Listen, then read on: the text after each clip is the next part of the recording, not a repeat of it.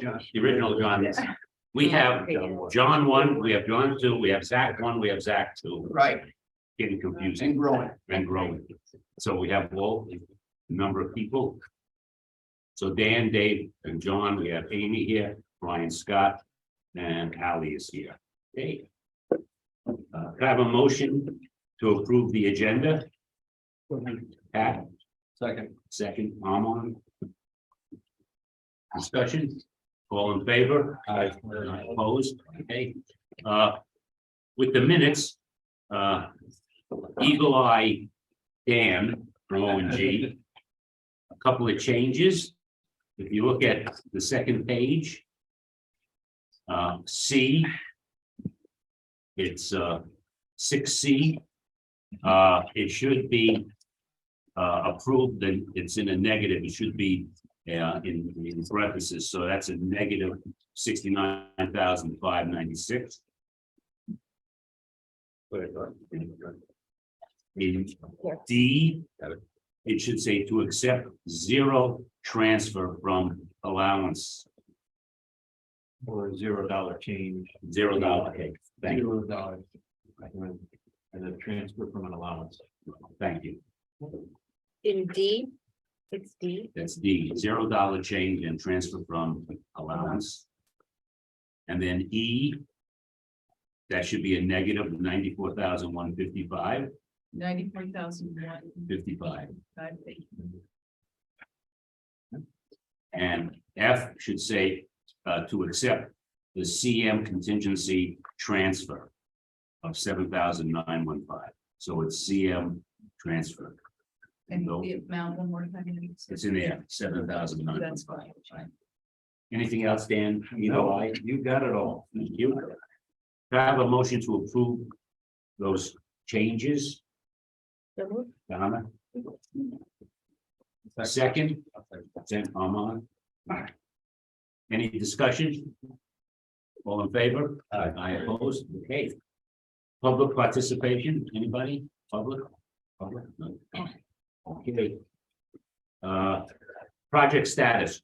I gave you, Dan wrote up 2 pages of the project status, plus you have a diagram of A, B, C, D, and John is going to go over a number of the photos which you have on the last of your thing. And what Brian did was on the first page there, he showed you where all the areas are going to be. You know, the gym, the locker room, the kitchen, the loading dock, which is nice.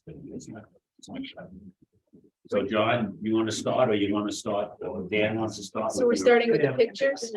Yes. Okay. What I could do is share my screen, actually. We have a opera, if that's okay with you, Ally. When you share, there's a little checkbox at the bottom that says optimize for video. So check that. More on that. So before John begins, I'll just give you an overview. One of the is a service that I'm providing is what's called open space. What we found in previous projects, and now that's invested in this project as well, is photo documentation. You know, we take literally, probably 50 pictures a day. Those are all on people's cell phones. Those will all get downloaded and put into our file saving database. But in addition to that, we've developed, we now utilize this software called OpenSpace. It's really beneficial as you move forward in the project because it's a way in which we're tracking progress and the files are again digitally stored. You capture so much information and it goes into a database. I think I'll stop there. Just let you know that when we were going through the scope review, the trades had a $55,000 contract in there for photos. O&G said, we will do that for free and we can save $55,000, which we did in the contract. So I just want to let. Right, it's another one of the VE items that it's not on the VE log, but in the last trade bid package, we found several items that they were willing to, that they carried costs for, that they're credited back to the contract amount overall, reducing project costs. And one was that, it was very nice OMG. To do all the pictures and so forth, so great. Yeah, so this is about open space. John is our, our lead project engineer. If you recall, he's document specialist. That's his title. His primary role on the project is he moves the information between the architect and our trade base, as well as vice versa. And then he keeps track of all the document updates and changes and things like photographs. If you need to know where a document is, we go to John. So, why don't you go ahead? All right, so up on your screen, you'll actually see the user interface for this software. What happens is we take a 360-degree camera, and oddly enough, they chose the youngest guy on site, which happened to be me, and they strap it to my head. So this is the helmet minus the camera, which goes on this harness at the top. And you'll see me walk around site. If you ever do, see me in a black hard hat, I'm kidding. With this, we're able to map exactly where I start on project drawing that I actually upload. And then you'll see that green line is the actual path I take while I do what I call my walks. The entire idea is that the camera has a GPS sensor in it. It tracks where I walk, and it takes a 360-degree picture. And the actual software stitches these together, so we can almost get a Google Street View of the entire project. So it started off just to show you the actual project on a nice muddy day, the best condition we can find. What you'll see is where I start my walk. What I'll do is actually bring you over to the backside of what we call Area B, which is your lowest area. This is your basement. And you can actually see all of the work going on in the background. What we can do is walk around and have different views of the area, where I can get to completely different areas of the project, interior of the building, anything we want to do. The best part of this software is when we actually get at least the steel frame up. The entire idea is that you can see the sticks of the building as we start to build finished products. So what I'm actually going to do is switch you over to a current project that's almost towards the end during its closeout and some of its finishes. This is a new Fairfield. And you'll see they have their basic structure. So the idea is that someday we will be pairing our three-dimensional model of the building with our actual site walks. And because we use the drawings, the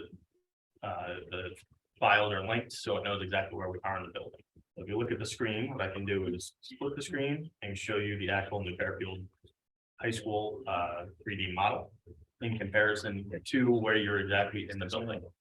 So give it a second. It does take a little bit of time, but the nice part is if I drag around and look at different views in the real world, it shows me the model as I move around. So give it a second to load, and sometimes it pops too.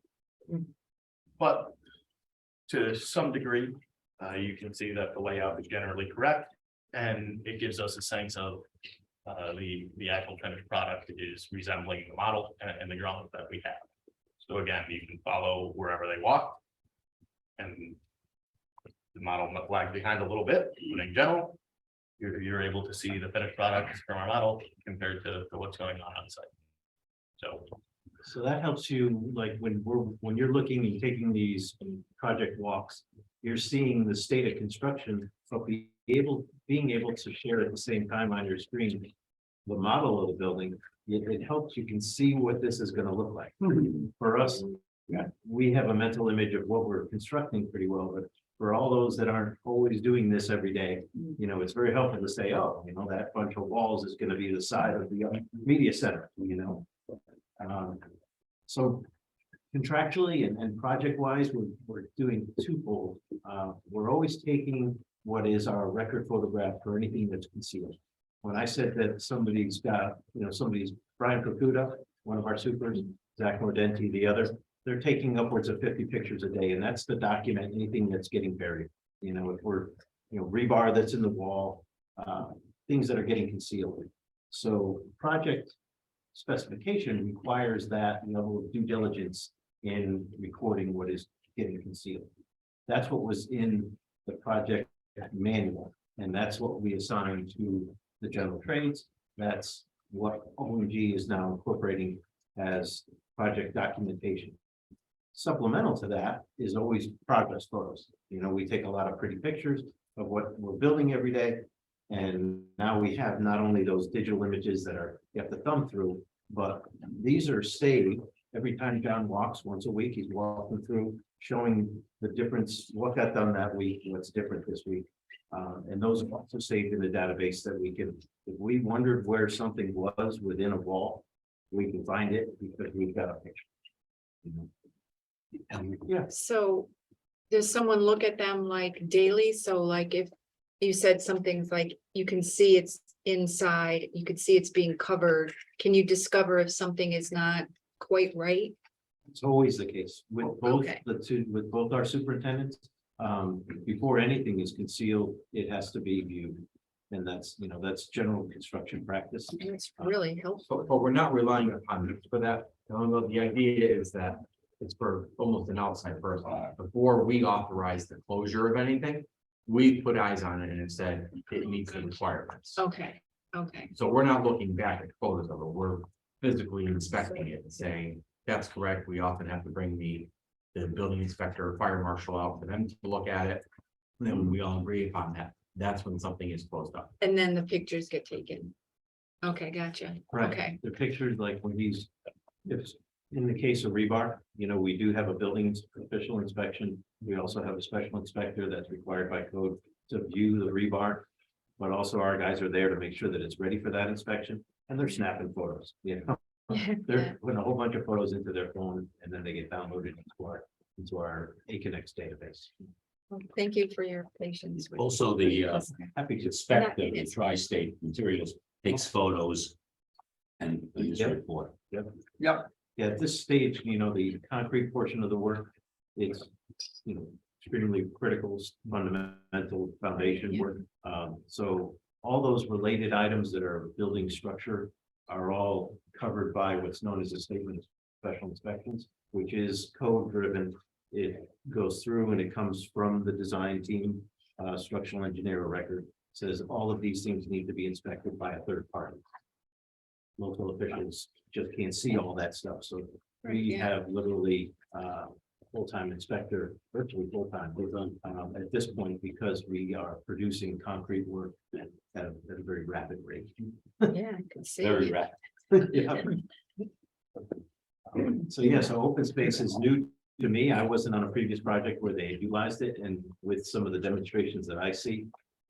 Personally, the benefit I see when John does a walk and he could take an hour and a half to do the walk. But in 10 minutes, I can scan through what he just saw. And if there's something that catches my eye that, you know, the door frame is 2 feet further over to the right than it should be. It's another catch that we can catch early in the process. So I find it, you know, to be pretty exciting. I love to see the model.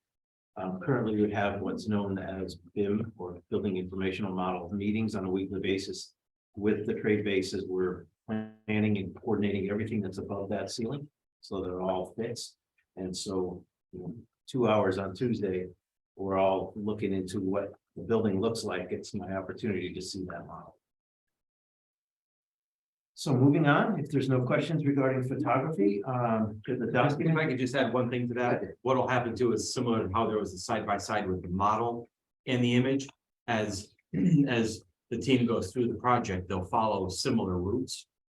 So what you'll be able to see is from one capture date to the next, you'll be able to look at a photo. And then you can scroll through the different dates of that room. So at some point at the end, when they do one of the last walks, say of one of the science rooms, you'll see it from its first capture. Each time we went in there, you'll be able to see that same room, so you can see the progression of that throughout the. Like the comic book where you fan the pages and watch. Yeah. Yeah, and just to show you, these are all of our saved ones. Do you have any more pictures, John? Oh, you can pick a day and walk around the site. Yeah, you can switch it today, so this is another capture in time. We'll go to roughly the same area. Look around, we go to a later date. So there you're looking at the tall walls or retaining walls of area B. Area B being in the center portion of the building, it has that lower level. Where you're at grade on the Route 8 side and you're buried on the courtyard side. Yeah, this is roughly, we'll be over roughly the same area. And this was in early November, and you can see there was almost no concrete at the entire site. The last aspect I'll show you, we can actually take a single 360-degree picture, so. I climbed up on top of one of our dirt piles when it was still there, and you can see that bare site before we even started anything, so. Yeah, it looks a little different today. Yeah, a lot. So I think as far as the double page documents, so this is part of what's known as a monthly report. It's a standard operating procedure for ONG where we provide you as a group for the health of a project. So the health of a project really represents, are we on schedule? Are we on time? So the two things that, what we like to provide is just a quick overview. It's a couple of pages for each topic. And then backed up by that, the full report is about this, is all of the financial data so that there's, a reckoning. You can see everything that was approved in the past. So at this point in time, we've now brought all of the financial costs into our financial management software. And we have a complete picture that's taken us, almost a month to do since all of the costs of the project have been vetted and finalized. Everything going forward gets added and subtracted from the dollar values and gets brought into a summary table that we share, weekly information with Ed and Slam. So we're always keeping a monitor of the project. At this point, I'd like to say that the project is healthy. We all understand where we are financially. We hit some hurdles in the road. We established a BE log of items, in which we knew we had to carve some cost out of the project. Those costs are coming to fruition. The trades are validating those costs, providing us change proposals, we're providing them to SLAM, getting approvals, and are approving those changes in deducts. One of the items that I mentioned here is in the second paragraph of the cost and schedule. Nope, it's not in the second paragraph. It's in the first paragraph. To date, so we had $2.9 million in value engineering when we got through that log. And a quick aside, we've found more dollars that we're pushing back as credits to the project. But at this point in time, actually, we're a little beyond this now. We're about 1.5 million in to where we vetted and gotten change proposals from the trades and ink changes. The rest are big dollar changes that are coming through the site work package and the HVAC package. Those are still in process of getting pricing and vetting, and then there's a pass through the approval process. But at this point in time, the 2.9 million that we put out there is coming to fruition. Confidence is very much. 2.807. 2.07? Yeah. Oh, what? I rounded? You rounded up. I rounded. Up. You are absolutely right. 2.807. So We always go through this, Dan, So there's a few other items in the cost schedule things. The things that I like to bring to the attention of the committee are values that are in excess of like 20 grand. And I like to memorialize them in the monthly report just so that you have a record forever. We talk about these things in the building committee, in this meeting and in the OACM meetings that we have, but putting something on paper and putting it into record. So if you get a chance and you drop down through these items, the big items I think you're already aware of. The second paragraph relates to the general trade buyout. The third item is the greenhouse, which we will talk about a little bit later. Value management for the roofing contractor. Again, something that we can speak to more because we're going to speak to it when we go down our PCO log. Each individual PCO here is listed in that PCO log. So you may not, want to dwell on it twice. On the top of page 2, the couple of small changes related to ductwork, but I think again we're bordering on that $20,000 threshold, so I mentioned them there. And then I give you an update as far as how documents are changing. So the top of page 2 says ASIs, PRs, and RFIs. So as a refresher, an ASI is an architectural supplemental information. It's produced, because we don't feel there's a cost change involved, but there's a document associated with it. So 2 in the month of December, total of 5. Proposal request, this is a little skewed. There's more proposal requests because all of the value engineering required document changes, and SLAM took the effort to produce the document changes to support. Right, so we have that in the, We have more PRs than we would typically have on a project, because I think the first 9, 10, 11 are all related to the BE. And RFIs, moving through a lot of RFIs, that's a healthy sign. It means that the trades are already looking ahead at issues and let's solve them ahead of time. Just That is a higher really quick number. touch on define RFI for them, just saying. Oh, yeah, so proposal request or PR, that's pretty straightforward. Request for information, anything that we find a conflict on the documents. Case example, I was writing one earlier today where there's elevator beams that are in the top of the shaft that are used to build the elevator, supports the elevator until the mechanicals, electric driven motors move the elevator. They're in the structural drawings, they conflict with each other on some floors, so we ironed it out. So a request for information is just something that's in the documents. It can change, it can generate a cost change, but it doesn't necessarily generate a cost change. And, you know, at 75, it's a high number, but again, it's healthy. You know, we haven't seen a rash of, problematic items, just fixing things. So related to cost is related to schedule. You see all, I don't know how many get to see the progress through the CAM that's on site. That's through the Board of Ed website. But it's back working. it's up and down at times, right? So we started this sequence about 12 weeks ago, in which we started our foundation work. And we started in the area D area, which again retains a lot of soil. So on this little map, where we start our work, we started on the Route 8 side. So Route 8's on the bottom of your page. Area D is our single story construction. It is your back of house, loading dock, the kitchen area, dry storage, walk-in coolers, then your serveries and your 2 cafeterias. Again, all part of the single story construction. That's where we began our foundation work, and we moved to the right on the page from area D to area B. So foundation, I guess I'm getting away from schedule. I just wanted to make everybody aware that concrete is moving through. We've had a couple of hits on schedule.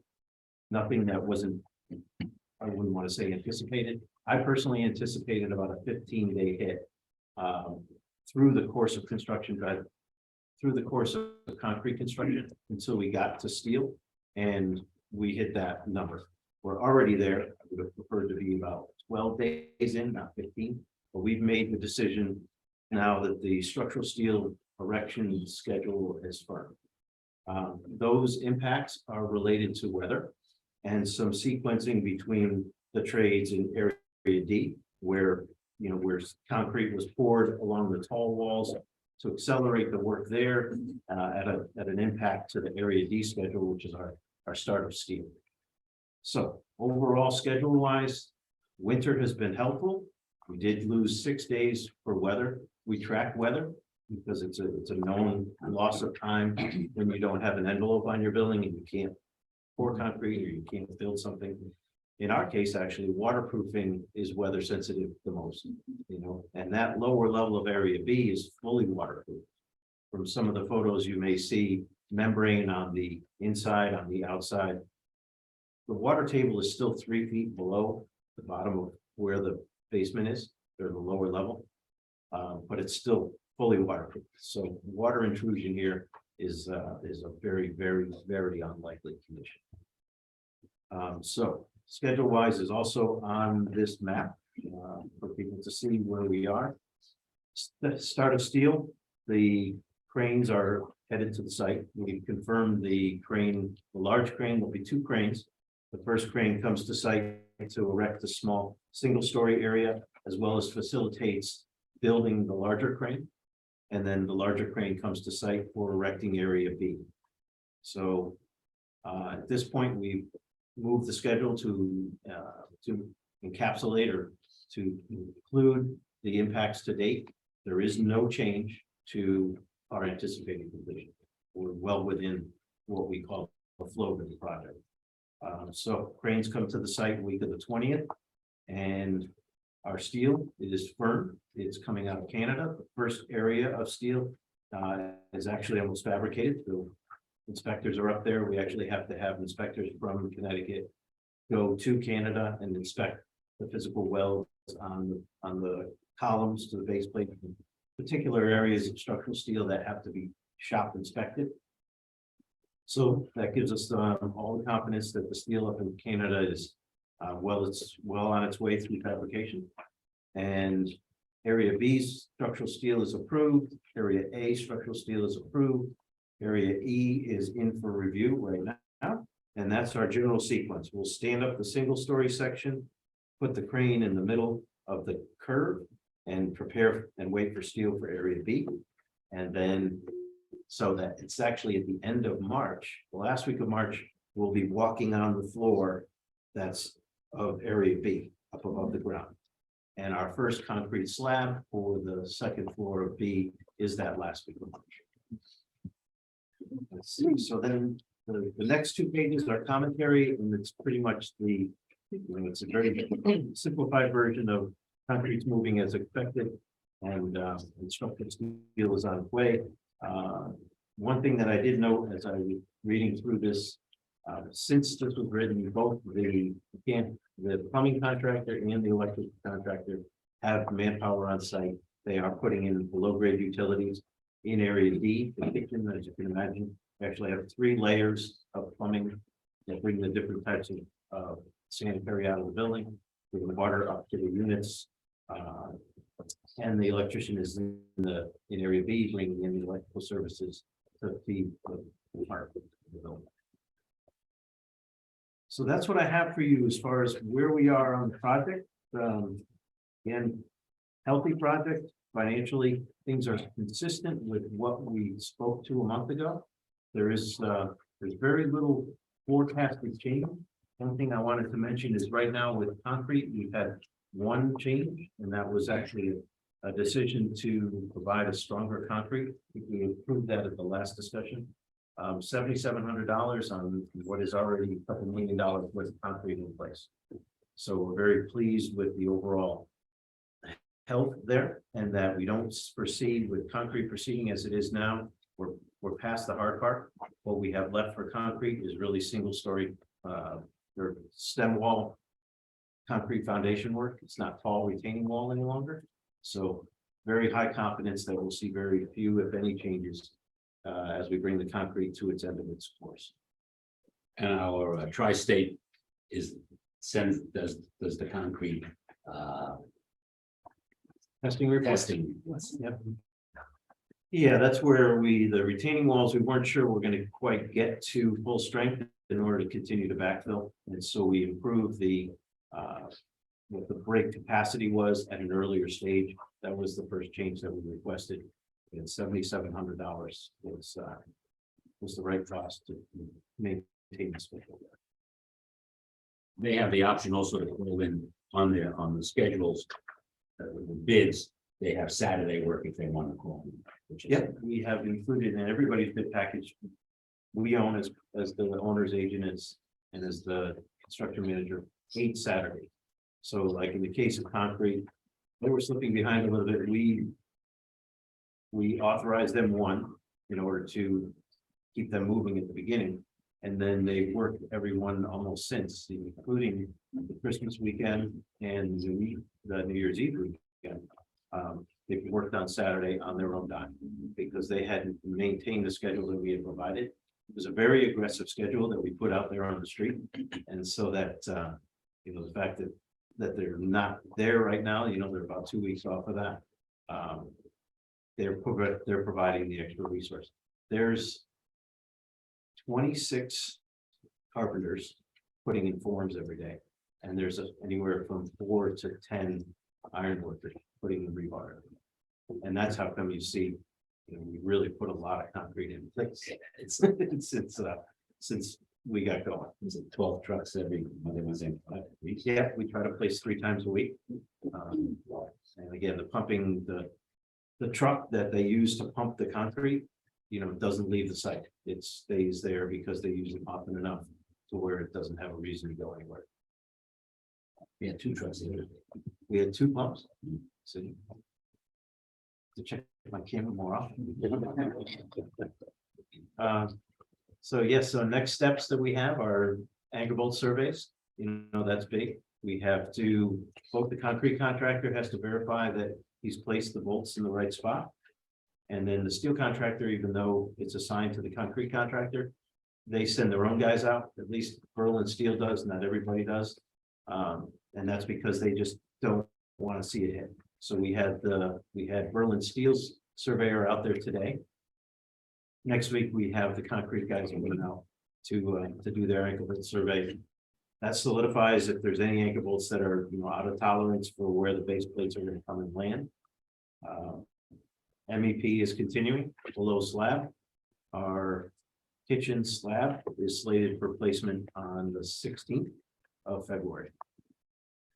And then we'll move into the lower level of area B to place that slab, and then we'll start steel.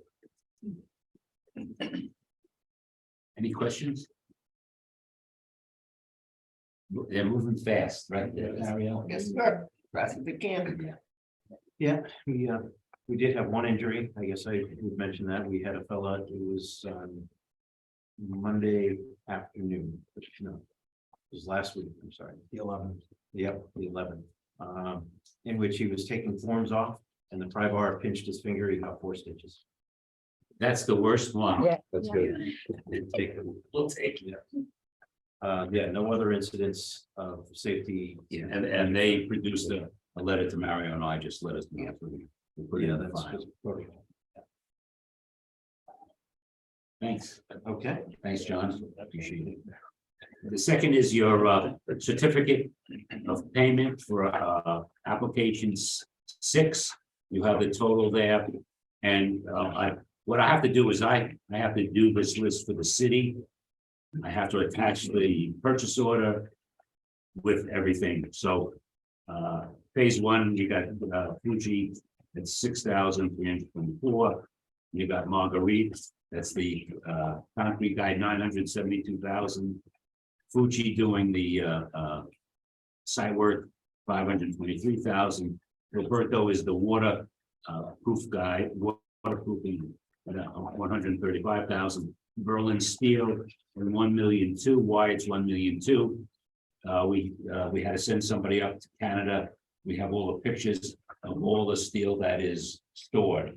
Right, just called stored material. It's, the contractor then has to provide insurance, bill of sale. So now you own the steel. That's up.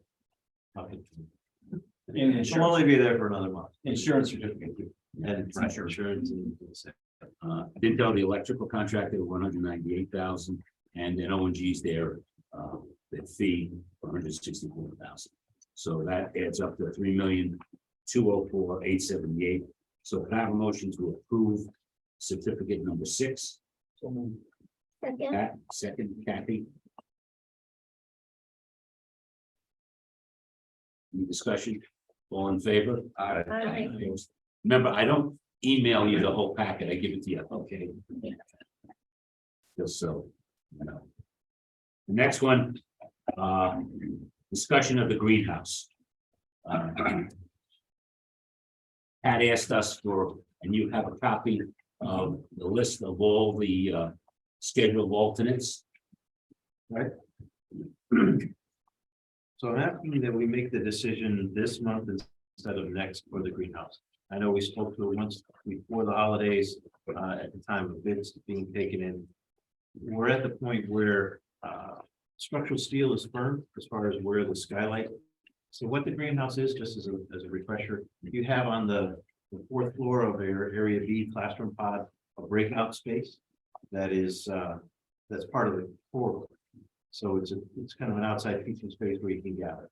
But the greenhouse alternates segregate that space into an actual enclosed classroom. It provides a large skylight, glass skylight with an aluminum frame that sits, you know, it's not as big as the space here, but it's 2/3 the size of the gap in here. And then revised electrical requirements and revised HVAC requirements. There's an exhaust fan associated with it. So it's at this point, even though the structural steel is settled, how those curves for the skylight and the exhaust fans actually land, I don't know until I get a submittal on that product. So I want to get that submittal and time for an appropriate time to make the details for the roof decking. And as I mentioned before, there's really very little change in where your financial situation is going to be between today and when we meet again the next month. So I thought it was appropriate to ask again if this is an alternate on itself. I guess my first question would always be how much money do we have? So the answer to that is on the CM side, we have given, you know, we have a 3% in what we are contracted with y'all. However, we've already taken the $500,000 at the time of signing the guaranteed max proposal. And now with the high bid on the last package, we gave back another $350,000. Even with those dollars pushed aside, or returned to the owner side of the equation, we have 3.45 million in CM contingency still available for the project. The owner side, I think, has around 2.89. So that's where you are, you know, financially at this stage. So given that, can we figure out what we would use it for, what classes, so that everybody can make an informed decision about the greenhouse? Yeah, questions as far as, whether you want to use it for your Board of Ed program. Right, Yes. because I think Brian has some information in terms of which classes and how important that area would be. Yep. Go ahead. Sure. And so the space, we discussed it with our science department, they would be the primary group that would use that type of an area. We have similar areas, we have a small greenhouse now.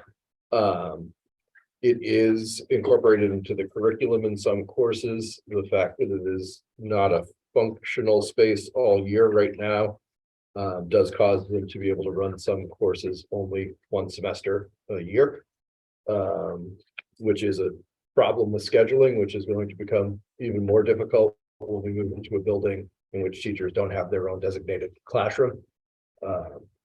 So, you know, for that factor, it's a pretty important space. It's also been a space that's been used by our engineering class as well. So they developed a lab, which is an interdisciplinary project between our plant science program and our engineering program using hydroponics, which also is included in our engineering curriculum.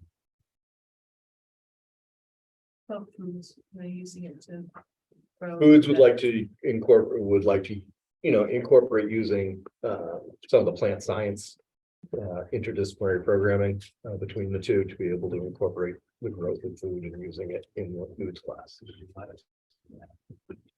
Yeah. I think I'd like to just make sure that everyone understands as well that these are base building costs related to putting in this structure. I'm providing a resinous floor, some additional floor drains, the skylight, the exhaust fans, but part of the FF&E package would have to pick up trays, specialty furniture, stainless steel, that probably will add some cost to the. And I'd also like to mention that if you didn't buy this today and you wanted to buy it at some later date, you would see twice the cost in this particular circumstance. We did some. The rendering up, so we can take a look at what it would look like. I just have my computer open and I had trouble connecting to my network for some reason, so. You have, can we do just that part of the floor plan? Are you connected to Dave? Oh.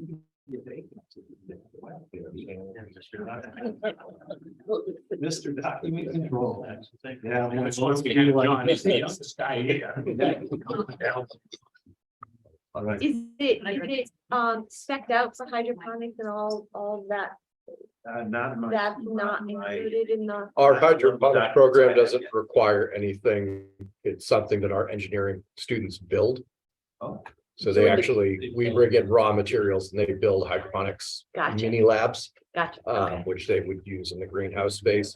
The problem we run into right now where I can't say how much it gets used is because the automated controls, which control the fan and the windows in there, are non-operable. So right now, we can't use it in the really cold weather because everything freezes, and we can't use it in the really hot weather because it's like 200 degrees in there. So right now, we don't use it to the full capacity, but it is written into the curriculum for Right. multiple Yeah. And courses. do we have a sense of the carrying costs in terms of heat or cooling going forward? Is it, I mean, I can't imagine for, you said 2/3? Oh, it won't change your operating. It's not No. impactful in that way. Should be negligible, right? Yeah. I mean, that's. 30 inch space. But I mean, That's the size of the sky. when you hear something is not usable now for those reasons. That one in a moment.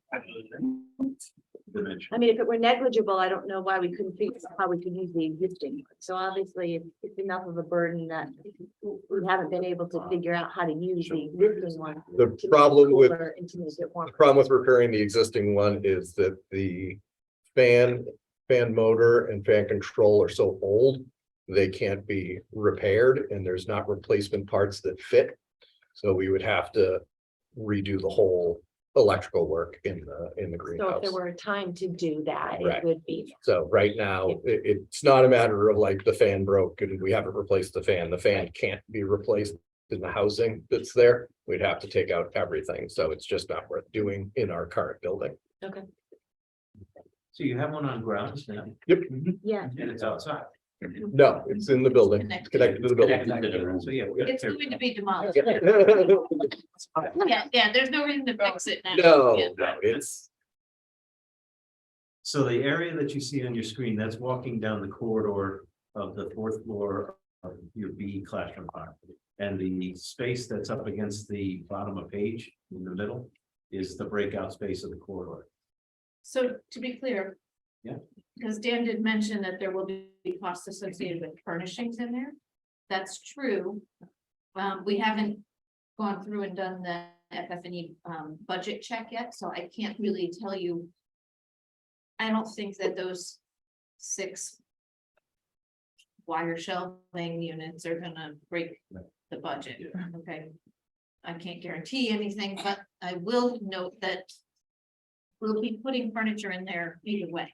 So the breakout That's a space, good. it's going to have cushioned seating, small tables, areas for teachers to take students for a makeup test or something like that. Maybe it's a place where small groups of students would go and work on I don't know, a project if they're working in teams. So it would still need furnishings, is my point. Yeah, maybe even more expensive. Yeah. And those kind of furnishings, the soft cushion chairs are usually a little. So John slides the digital page up into the left. So that's what I mean by partitioning off the space. In our cost that we've gotten from the trades on bid day. There's a drywaller, missed it, so you get the wall for free.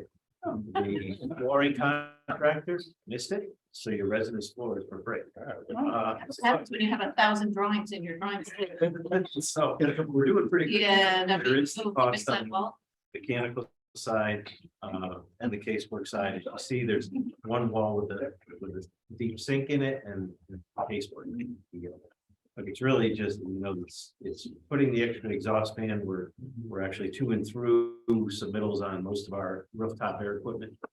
So I want to catch it up if it's a consideration. I think in addition to those couple of sinks, that there's also a hose bin. Right, there is plumbing involved. For the roof, are there windows that open No, it is a fixed skylight. to fix that? Okay. It's So gonna I'd say be, that space is the rough. mechanical system will ventilate it. The the room is about 20 by 20, it's not dimension there, but if I remember, the skylight itself is probably, like I said, about 10 feet wide, 14 feet.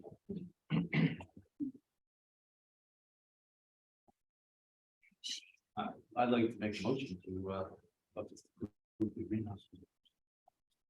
Second that. Any further discussion? Does the skylight come out if it's not a greenhouse? Mhm. There is, the skylight's part of the ad cost. Correct. There's no skylight in that big. All right, that's just a flat roof. If we don't move forward. Again, we'll take this out of contingency for now. As you know, the 2.8 million that we had to BT, it's coming in a little higher, about $50,000 higher, but we don't know what the rest of the 12 to 15 items will be. So, all right, so we have a motion by Armin, second by Pat. Any further discussion? All in favor? Opposed? Okay, thank you. Next one. Sanitary sewer, which we always want to deal with. It's better to deal with than that. Yeah, so Not this. we So had, where is that? a contractor had to submit some stuff to Ray Drew, because this is the connection for the sewer to the building. Do we have, He Oh, would it's give us a in- credit. it's in this? No, it's just the talking Oh, points. we have no paper. Yeah, no Okay, paper. thank you. I was looking. And we'll have 20 pages of paper. Right, I have that, yes, but it's talking points. So we Okay, gave so, them information. We met with, just so happens after we met with the mayor, we met with Ray Drew, and he was gonna give us a credit for the old high school and just the new portion. It didn't work out. So. You know, He gave us on a Friday afternoon with a figure of $307,000. $307,000. And we said, That's no way. So Mario and I It's usually went around through $3,000. everything. We figured that it would cost 31,000. So Ray Drew has it. And Amy, I yes, saw him yesterday. Mhm. Did I tell you that? I think we spoke after you saw him. Yeah, yes, that's right, we did. Yeah. so So you're good with him? Yes. we're just waiting for him to respond to our. I know. just so an understanding of the sewer discharge permit. Every new building takes water into the sewer system. The city has a specified rate at which they charge new construction for how much water they put into the sewer system. And how that gets developed is you have a building that's.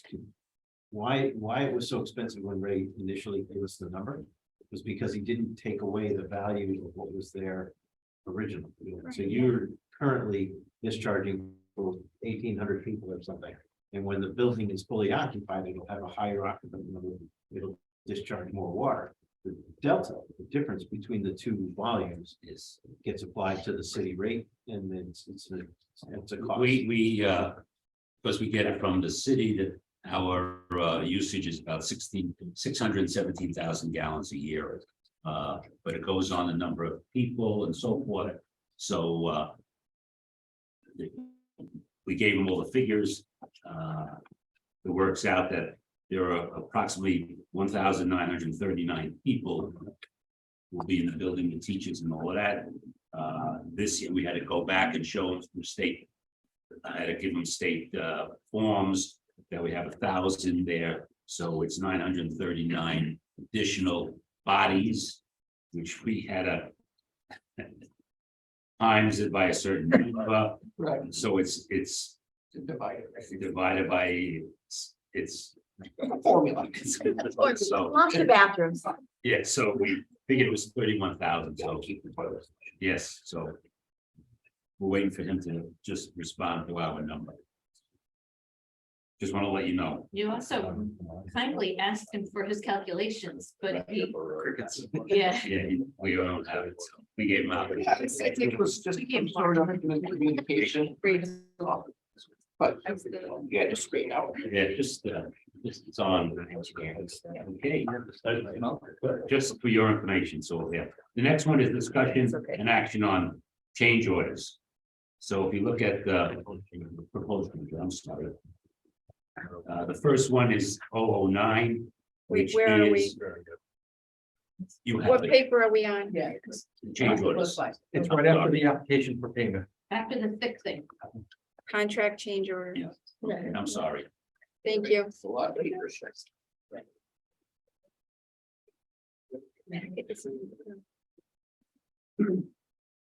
So, Dan, you want to go over? Yeah, I can run you through each of those. So yeah, yes, I'm seeing now that Ed has created this nice encapsulated. These are the change order proposals that we reviewed through the course of the month through subcommittee and we received approval. You can see that they're all executed. To get committee, being aware of all changes, I'll just go through each one. So PCO number 9, upper right-hand corner of the document, and under it, it says fascia in lieu of coping. This was not included in our VE calculation, so it's not being applied to that allowance that we're carrying. So it actually brings down the contract with the city. And so what it represents is in 3 locations on the building, there was a large, and I say large, it's about 20 inches by 16 inches tall, aluminum shape that kind of stood out as a feature in a couple of spots. And in And we're looking still at gonna where have it that can in be some- visible, We're still gonna have that in right, so where we don't think we're gonna see it, and Right. where it's adjacent to what is your typical top of parapet, which is just a fascia and a piece of metal that comes back on top of the roof. This is reducing the linear footage of that large aluminum shape for about 420 feet. And of course, SLAM produced the document, was okay with the change architecturally, so we're all good on that ground. The next item is for the electrical VE. What you see that is different between this contract change proposal and the one prior is you see it's a net zero. And that again is because this was included in the value engineering law. So we're applying the funds or the savings to that value engineering. So there's no net change to your contract cost here. It's just validating the changes that came from the trade and reflected in the document changes parts. So that's electrical. The next one is when we finished phase 1 construction, the 3% value that we carried for the CM contingency, we no longer need it. So we credited it back to the city for this reason. So that is, a $94,000 deduct to your contract. The next one is a gas main connection. I think we might have touched on this last time we spoke. The contract documents had intended for us to tie in the new building gas service on property up close to Major Vesey Drive where it curves. But once we potholed, we dug a hole, we checked for the pipe, see where if it was actually where we thought it was, it's the same size we thought it was. We discovered that it was dormant. And so we went back to the gas company, we went back to SLAM, who worked out with the gas company where we're actually going to tie in. Where we're going to tie in is Winthrop Street. So we have to go now down the driveway and out to Winthrop Street. This represents the cost. It net changes your contract out. Unfortunate. and But, what we call unforeseen, Yes. right? Right, and if it, something to always consider when we're talking about additive change orders. Is if it was in the bid documents that way, it still would cost you that money. You would have had a higher bid on bid day. We always consider change order costs to be somewhere around 10% higher than you would have on the bid day. But the balance of that cost you would have seen on bid day. Next on the list is a foundation as built. So part of the planning and zoning process is they would only approve a building permit for the foundation They wanted verification that the foundation sat properly against the setbacks on the site. So where this is not always required, it's sometimes required. We went back to planning and zoning, and actually Mario gets credit to go back to planning and zoning, and they said, we'll accept, just verify this portion, which is essentially the Route 8 side and the side closest to the pond. This is a not to exceed based on 3 visits to do the work. As it turns out, we're only going to need 2. So when we do the 2, it'll be a new cost and a couple $1,000 returned back for the owner. Next on the list is site work BE items. These were actually all related to logistics. Because it's a large number, you should know that $135,000 we are pulling back from the site work contract because that we call it scrim, that fencing black stuff. When we do phase 2C of the work, which is your athletic fields, we won't have that scrim on the fence. And the fence will only be 6 foot tall instead of 8 foot tall. Okay. We're only protecting the athletic field construction at that point. We just saw that as a huge value when it was offered. We grabbed it. In addition, this is also some foundation that we didn't need, and 1/3 small item. But again, $0 change to the contract. Remember if I look at those. Next item is architectural VEs. So there's a laundry list of items. I can go through those.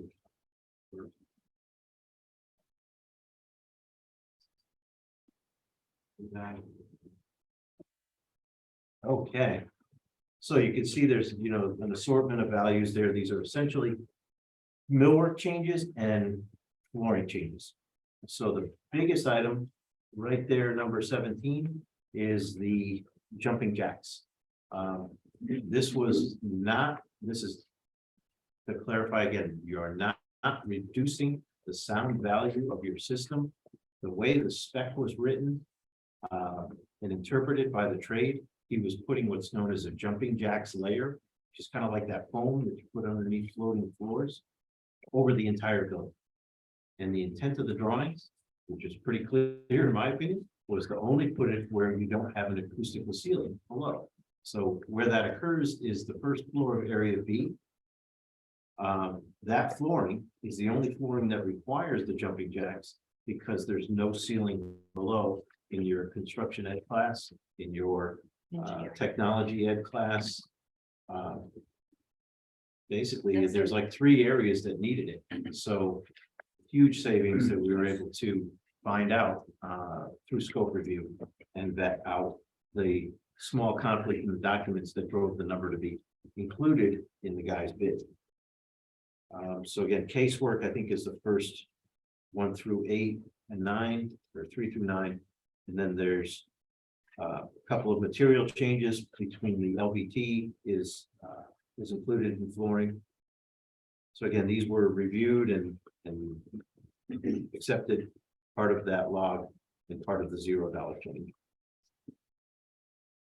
And then one that was brought that was different than the others because it was not part of our same discussion is the little cam locks that go on casework. The teachers can turn a little cam lock. Had a really high spec. It didn't need to be so strong. So we produce a sizable credit for what our standard cam locks. And last but not least is what is known as a Rhino Bond roofing system. So this is a not on the BE log. This was brought to me during the submittal process with our roofing trade contractor. He said, if Rhino Bond is really getting popular out there, it's been utilized for multiple public projects with the same warranty. It's just a different fastening system, and it has some architectural impact. The roofing membrane system that you guys have on your building is a white single ply system that sits over insulation and a cover board, which is kind of a rigid piece of It's kind of like masonite, for those that are familiar with masonite. It's dense product that's 1/4 inch thick. So your roofing membrane would be adhered to that with an adhesive, or would be mechanically fastened with discs. So the common, removing the adhered requirement, but using a welded disc for all the seams is where the savings is generated.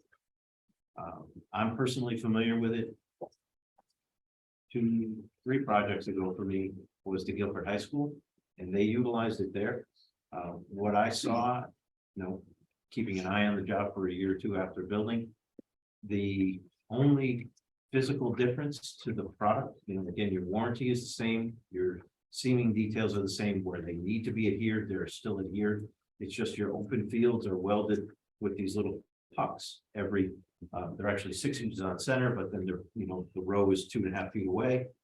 Is you get a little billow, you get a little wrinkle like a sheet where the membrane wrinkles, as opposed to being fully adhered where it doesn't do that. We contemplated it, we brought it to SLAM. They thought it was a good idea to save a lot of money so you could buy a greenhouse. Right. And we've used it on other projects as well. Most recently, brought in middle school, which has been open now for a couple of years, 2 years. It was another O&G build as well. And the facilities director down there spoke with Ed and let him know that they've seen no problems with it. They have other problems there because they have seagulls. Seagulls on the roof. Yeah. That bring shells. They drop And the they shells. drop the shells. and- Won't you break them? Anyway, that has nothing to do with the Rhino bond. But it was an interesting conversation when we were checking on the. But it's a huge savings. So it doesn't allow for water to get underneath more than the adhesive would, or? Right, so They know water. the seams in between each of the, there's large, I don't know, how big are the rolls, 16 feet wide or No, they would be 10-foot wide rolls 10 foot wide? with a runabout system. You're adhering in the middle as well as on the seam. And the seams from one roll to the next, if you're, because the roof is wider than 10 feet, those are heat welded. So it doesn't change how the seams come together. It just changes how it's connected physically down to it. How much of a ripple is it? I mean, is there a problem with water runoff then or anything? No, it's no, not- no, yeah, no. It's not that big. And- It's and- just a little unsightly. I would say, to answer your question, you might see an 1/8 to a quarter. Not a tripping Just- hazard even. And I think that ripple varies depending on if it's winter or summer, because it's, heat. Right, the membrane is going to stretch, elongate when it gets warm, so you'll see it more when it's elongated. Which is cold. So more of a give. More of a give. Yeah, For the the season. material grows a little bit, so you've That's got when a, you see you this. got a screw here and a screw Bless you. along the edge. Bless you. There are 6 inches on center, but then 2.5 feet away. And then that 2.5 feet, you'll see a little ripple of membrane, Kind of like a paint blister, kind of like a. paint blister. I equate it more like a sheet on your bed. So Okay, when you're gotcha. trying to push out the wrinkles on your bed, that's the type of ripple you'll Okay. see. And again, it's not all the time, but it's the only downside that I could think of to tell you about. We're gonna see it. This is actually, when you're in the second, third, and fourth floors and you're looking down on the cafeteria. Yeah. That's the only place. You're gonna look at exhaust fans and everything. Yeah, you're not gonna be worried about those. Pay attention. Yeah. Looking out the window. Yeah. So with all that, is it okay if we approve ECO 9 through 17? Does anybody have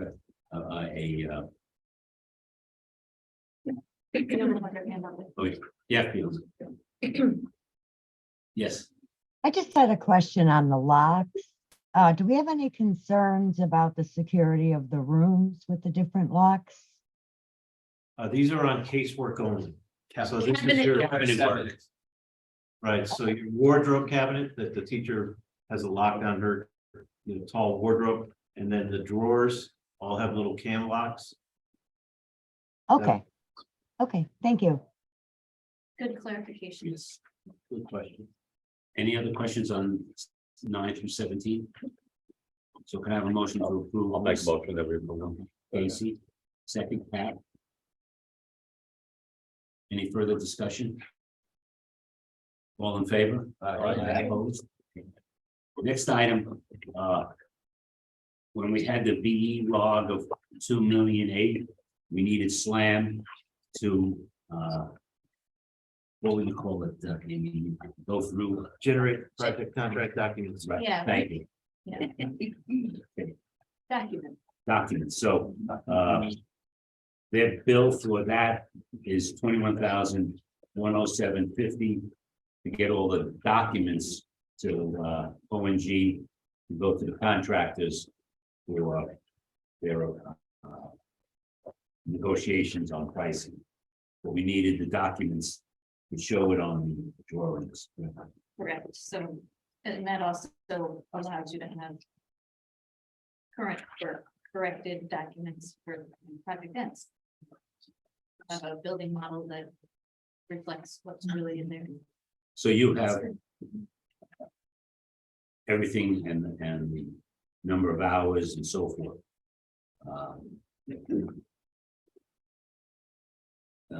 Somebody'd like to make a motion to approve the 21,107.50 to SLAM for additional services for value management. So Second. Robin and John. Any further discussion? All in favor? Aye. Opposed? Okay. Next one is the analysis of payments. Just want to give, these are payments up to December 30th. We've paid already $13,201,000. $13,201,201.30. You also, I had on the other sheet, I gave you the analysis of progress payments. As when I wrote to everybody, when I was in Tokyo, I get a email from Michelle Dixon. So we negotiated back and forth, and Michelle was very how would I call it? Accommodating, thank you. I'm here for you. Yeah, I know. So what we decided was that they would pay progress payment 5, which they did on Wednesday for $1,175,000. City has it. Michelle agreed to pay application 6, either the end of January or the beginning of February. I put that in, we put that in on today, Thursday, Wednesday. That amount is $7,135,766. That was the agreement we had with Michelle Dixon. We also had the agreement where we would not put in any payments for February. So the next payment we would put in for March, which would be a 2-month period, which is almost the same amount probably. Mario and I met with the mayor and with the financial advisor. They are going out for bank anticipation notes for $11 million and for bonds, I think for $16 million.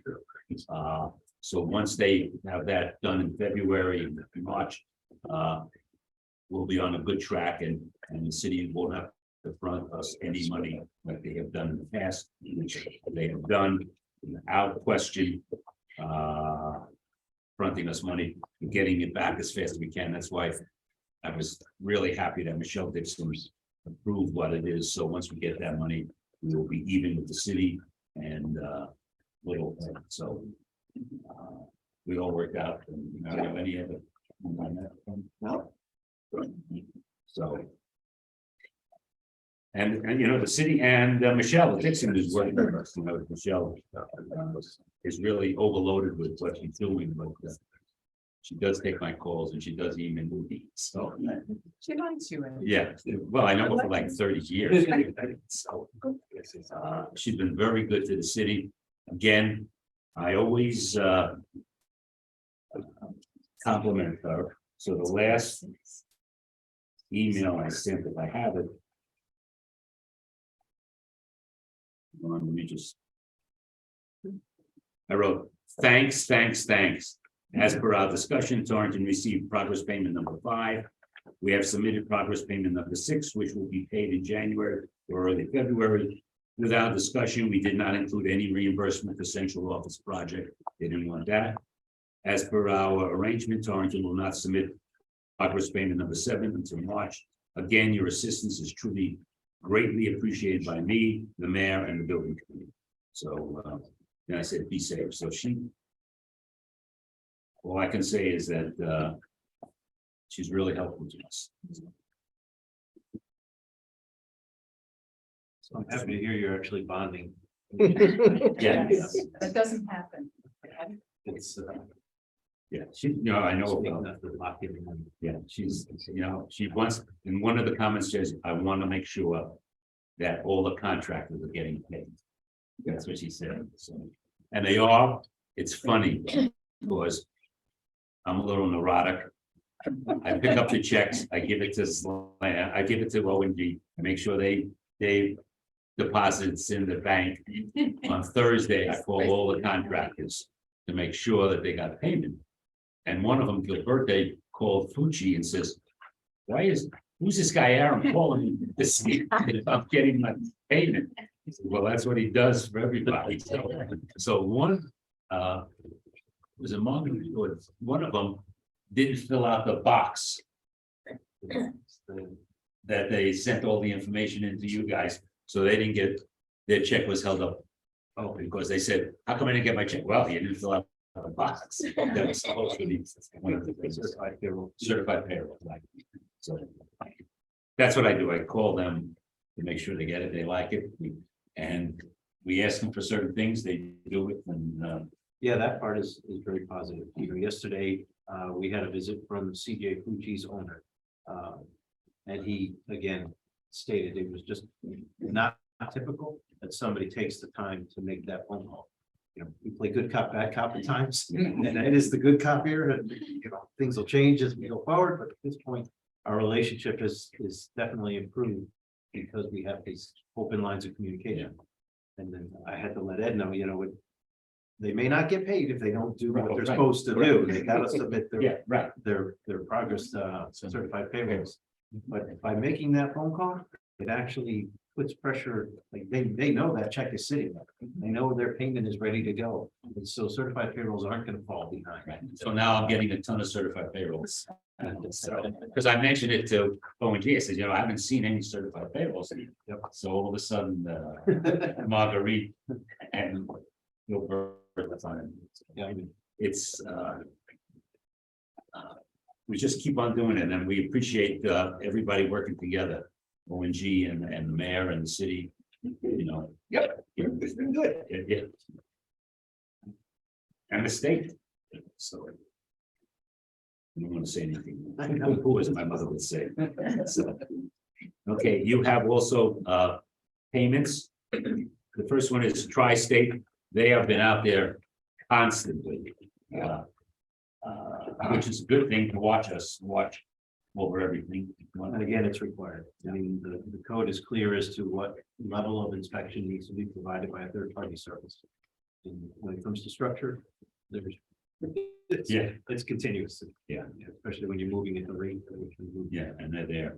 So they have two bills, one for $2,429.75 and one for $898.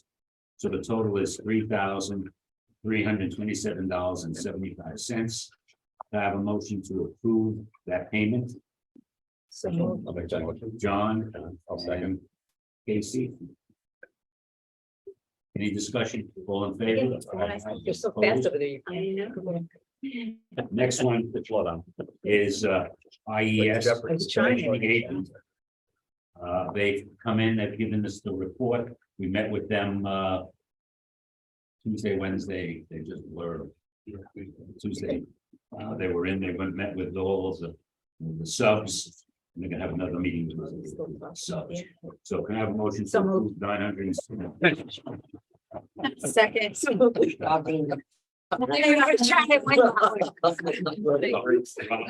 Robin really wants her name. Yeah. Come on. Any discussion, all in favor? Yeah, we got it. I got it. The next one is Slam, for $45,347.50. So moved. I'm on second. Pat. Okay. Yeah. Any discussion, all in favor? Aye. Okay, now there's two more, which you don't have, which we just got in today. And Mario, no,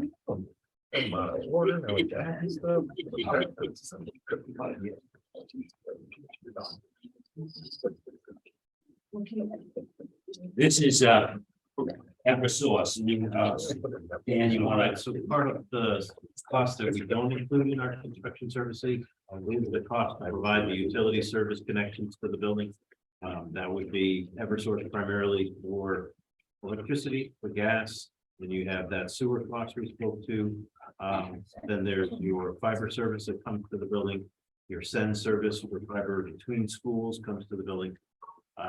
Eversource is just got us today what is their connection fee for bringing power to the building.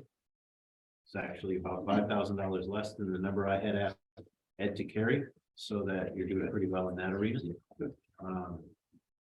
I was nervous just because I was nervous. And on a positive note, your gas service is free. Yeah. Because you're gonna use a lot of gas. So we're gonna put, so we trench and backfill, Connected. but Eversource Gas lays the physical 2-inch poly pipe that brings the service to the building. this gas service is in the our soft course, so we have $150,000 for all this All these utilities connections, so we have that in our budget.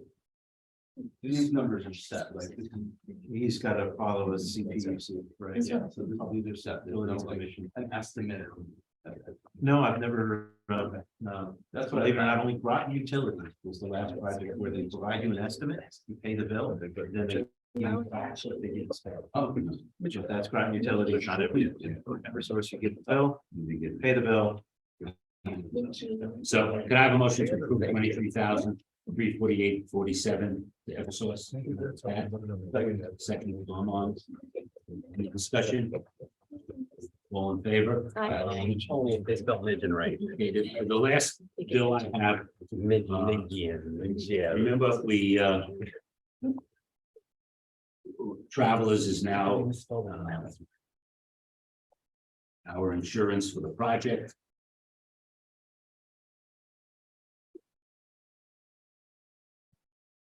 We have the binder and everything, we just got the bill and also we have the policy. So we're all set. Remember, the first blush from Kerma was 818,000 and we got it down to 492,000. So what they're looking for is the half payment of $246,115.50 to travelers. And we're sending a copy of the, I sent it, I will be tomorrow's Friday, dropping off a copy of the policy to the city, just so they have it on record. And drop it off to Robin. So can I have a motion to approve travelers $246,115.50? So moved. On and second by Pat. Any discussion? All in favor? Opposed? Okay.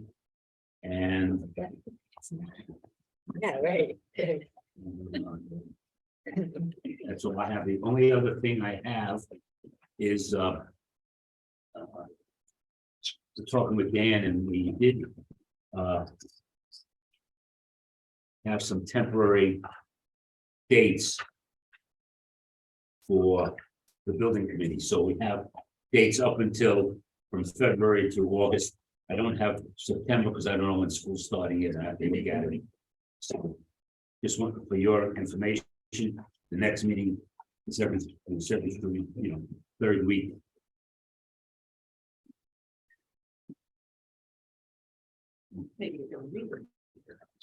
No. And it turns out that falling on the third Thursday of every month works out very well, almost for the whole year of 2023. Part of that is the process I was for pulling bills together and PTOs together. It falls well in the timeline if you have to reach those time. So everybody give it the third Thursday. Except for June work, but we For June, because we're not sure we when went to school. school's gonna get out. So this is the time. So that's all I have. Doug, comments of the good of the order. Thank you for all the research. Seriously, I mean, all this, thank you. Keeps me with my wife. Because you're never home. Busy. That's go to the construction trailer. Yeah, I'm there almost every day. Coffee. Dust there and coffee. Well, they make, John makes the coffee for me. Sharon, everybody on. Yeah. It's, we, I must admit, also, we had, from BL, we had John Jenny here. When was that done? Yesterday. Yeah. And, he sat in, we all met with him. A couple of, you know him.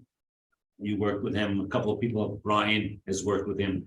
So, we're setting up a schedule. He's gonna start next Wednesday. He's coming to the meeting and then we'll have, scheduled for him. So he's all ready. He has all the drawings. He's gonna go through the RFIs just to look at it and so forth. So, I think we're all happy. I think, Made a good choice. yeah, he's already been to the job once more than the other. Yeah. Okay. Donna, anything? Good. Good, no. Case. Good. John. Well, I would just want to mention this, it reminded me, so June is coming. And in June, we're going to remove that portion of the existing high school that is adjacent, where you have your restrooms.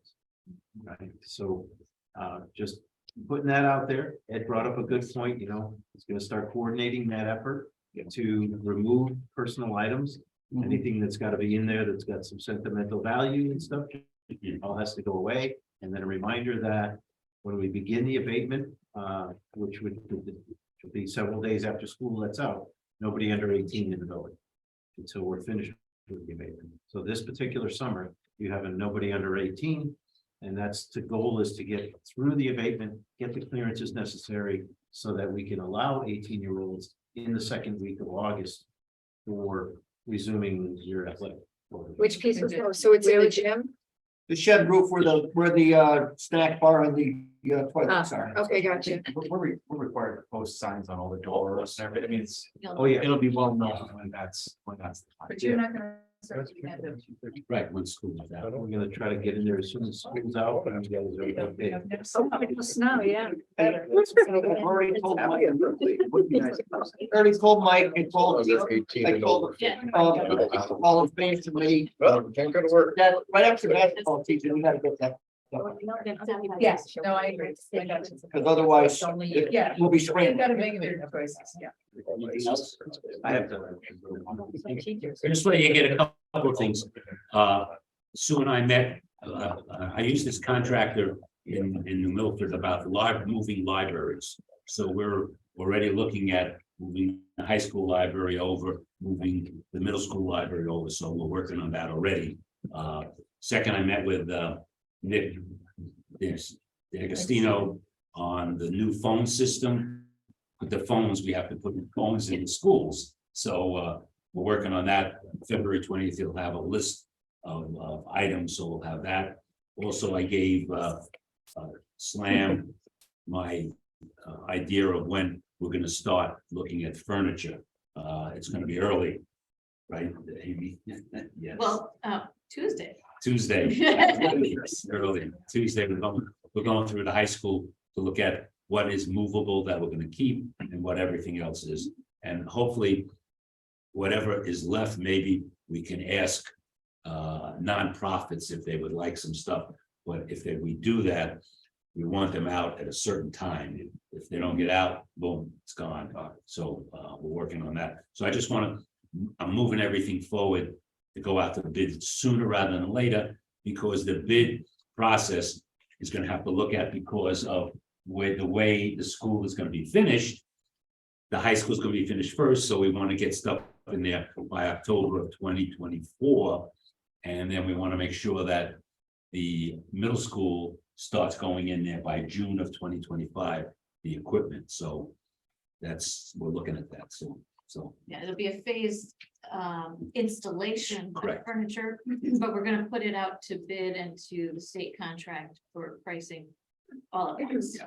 So that the vendors don't get confused, and also so that desks that get installed in part A match the desks that Yeah, get yeah. installed in part E. the other side, yeah. So that's what we're working on now. Say, Betty, come back to me for a second. Those doors that go up to that shed roof that's coming down, It's coming off the gym. yeah, how are those gonna be sealed? So we'll physically seal those off. So that no air travels between the two. Okay. And that's our. Well, you'll just close the doors, plywood them, and then cover them with poly, but you're not going to abandon them. Yeah, No, those doors will remain active for. okay, oh, those are That'll the same become doors, your. okay, Those will become your exterior doors for the next school gotcha, year. gotcha, right, okay, So then outside of that, we actually have, like what you've seen in a cityscape, where there's a sidewalk and there's construction going on above. There's a scaffold system that Mhm. runs the length of the building. So Yeah. primarily, you will not need to egress out those doors, but in the event that for some reason the primary egress, which goes out north, is unavailable, you will be able to get out those doors and you will be in a protected enclosure. okay. So next fall, when there's football and soccer and stuff. I'm not forget it too much. I was gonna say, could they walk in there and use the bathrooms, but the bathrooms are gone. There will be no bathrooms. Right.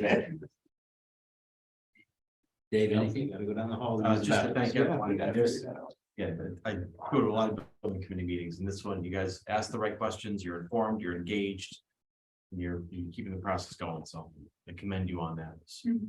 Others- Yeah, he's, diligent. yeah, he tells me, no horror stories, but you know. He just comes for food. Yeah, yes. I second what Dave says. It's a pleasure to come here. It's fun. Yes, you all make our jobs great. So we try to provide you. the information. And the food. That's right. I also don't get dinner. So I just want to thank everybody for the greenhouse. We really, really appreciate that. It does make a difference. Thank you. John, good meeting, What's that? Brian. Thank you for the greenhouse. It'll be nice to be able to get back to teachers and tell them there. Good news. Thanks for your patience with, again, the clarification. Absolutely. That's my. Everything. Thank you. It's the big bucks. Yeah, well, appreciate it with, yeah. Yay for the greenhouse as Thank you. well. So, And then I just want to also thank Amy and Slam. They hosted some of our high school students before the holidays, and it was a really nice day. And they got an exposure to every aspect of the business, not just the architecture. So it was very cool. Thank you. It was fun for us too. And I got 2 access points on that structure that you're taking down, so I definitely want to connect before so we can relocate them. You have WAPs in there. Okay, so we have single source, so Digital Electric responsible for pulling all of the wire back and making sure it's properly terminated, so that'll be part of our pre-demolition meetings, like pre-construction conferences that we hold for significant work scopes. Okay. Great, but good to know. Thank you.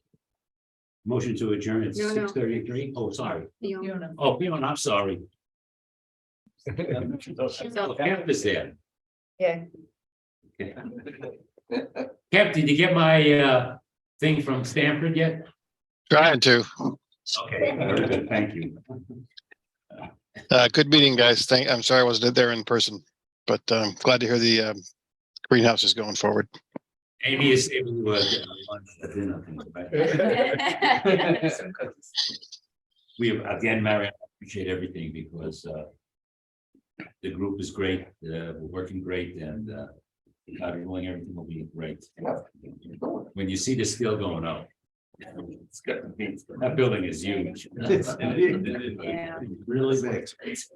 The other part is, it'll be the highest point. So once we're up all the way, which will be again towards the latter part of March.